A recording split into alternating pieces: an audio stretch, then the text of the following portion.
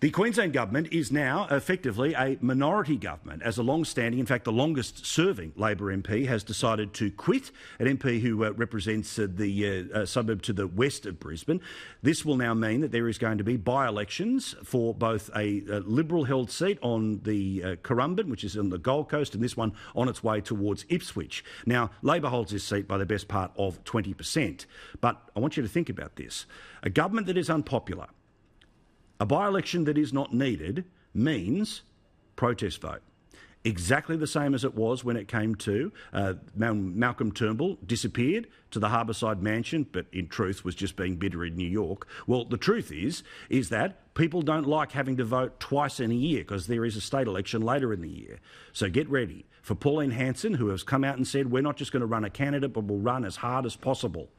Who knows whether they'll get there, but they're going to push Labor hard. The idea, of course, of the story as to why this woman has resigned, well, spoke for itself today on the floor of Parliament.